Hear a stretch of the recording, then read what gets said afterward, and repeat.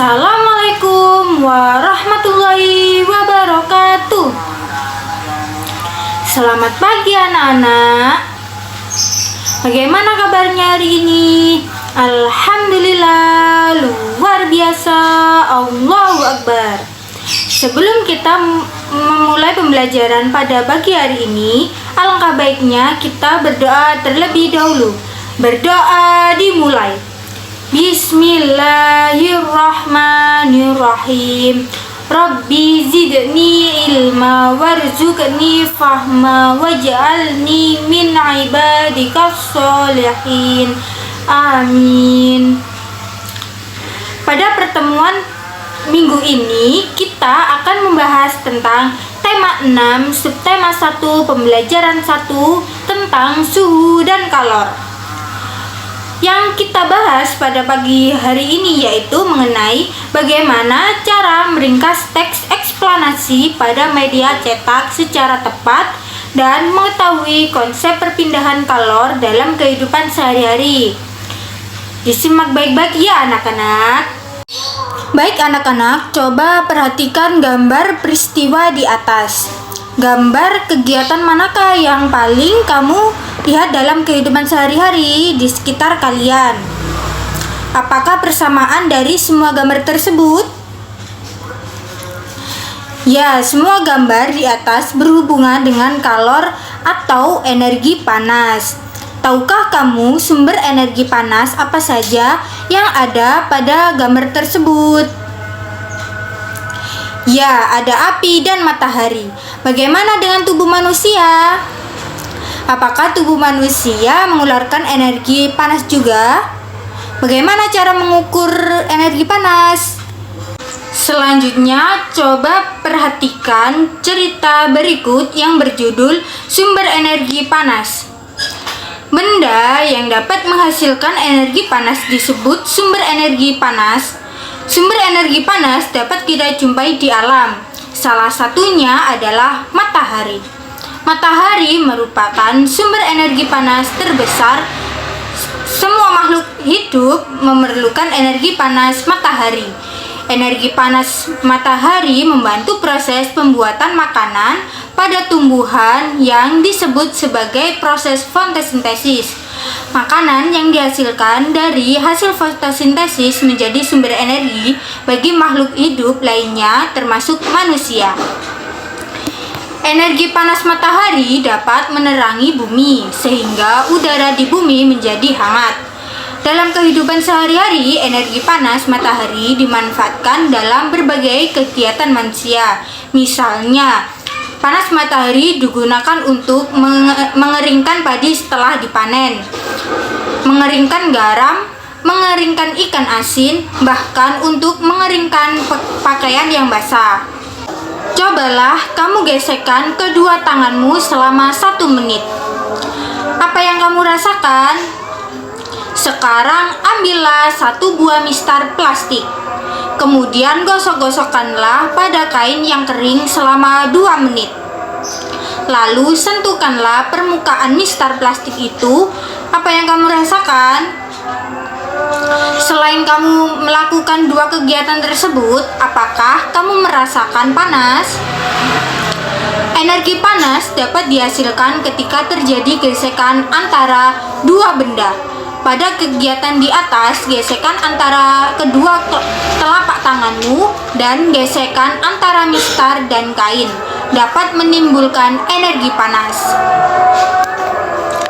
Selain matahari dan gesekan antara 2 benda, energi panas juga dapat diperoleh dari api.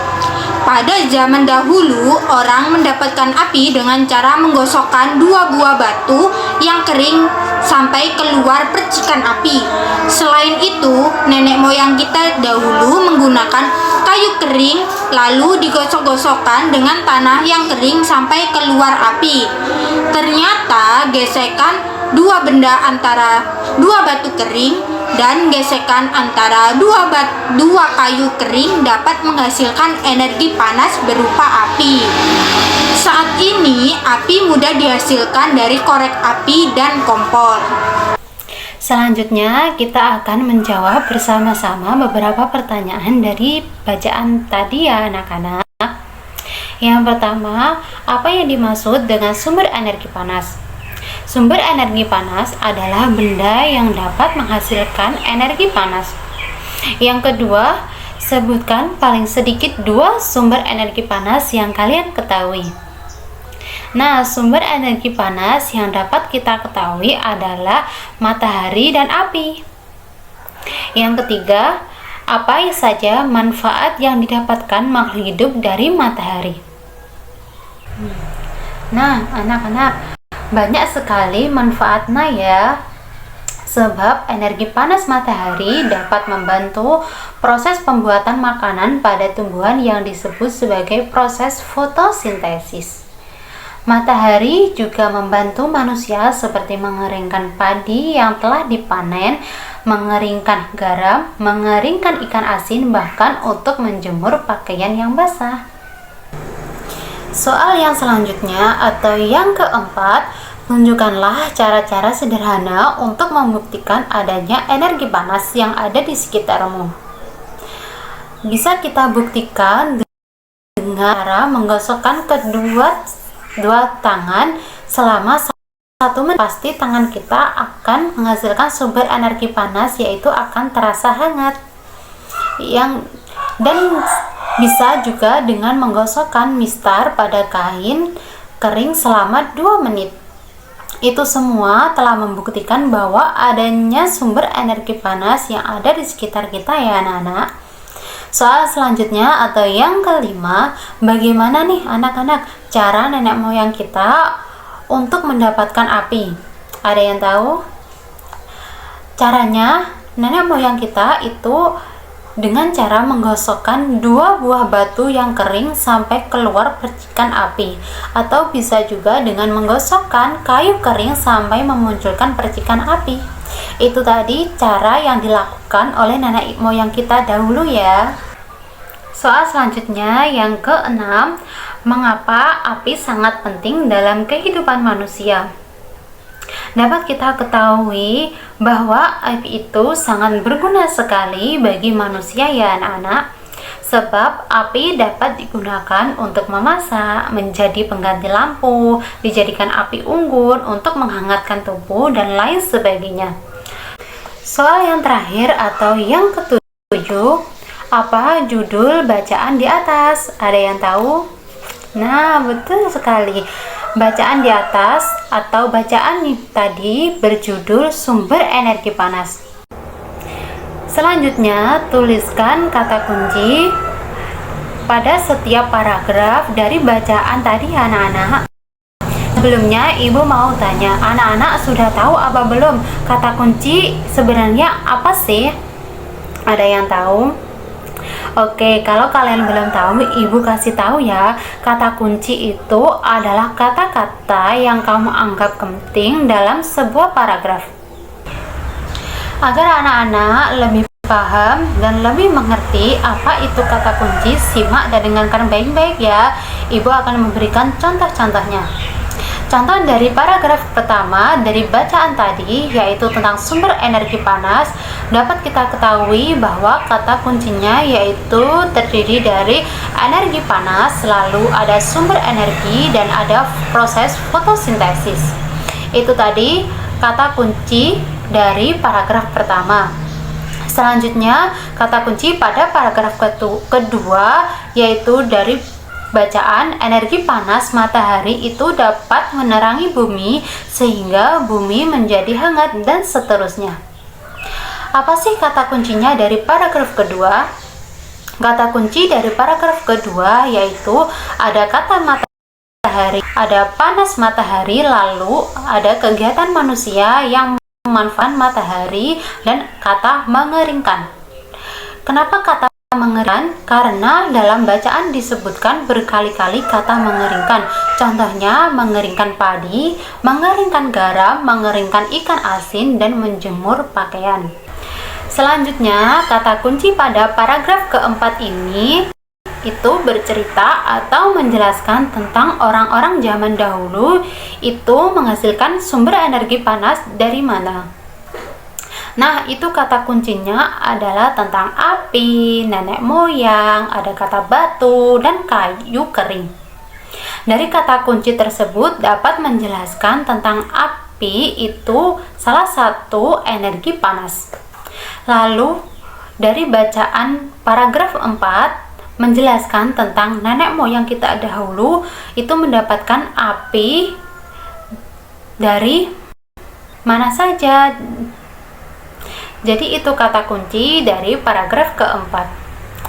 Nah, anak-anak, dari bacaan tadi dapat kita simpulkan bahwa sumber energi panas itu ada di sekitar kita, dan sumber energi panas yang terbesar adalah matahari yang dapat dimanfaatkan dan dapat digunakan oleh semua makhluk hidup yang ada di bumi.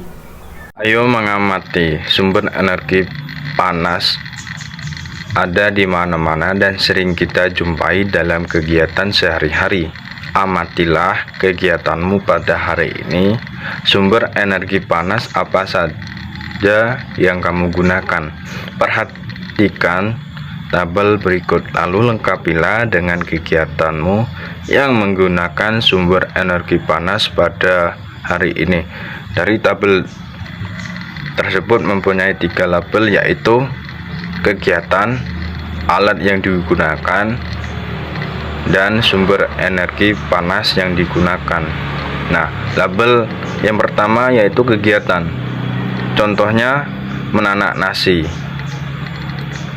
Dan yang kedua, alat yang digunakan, panci dan kompor, alat penanak nasi listrik.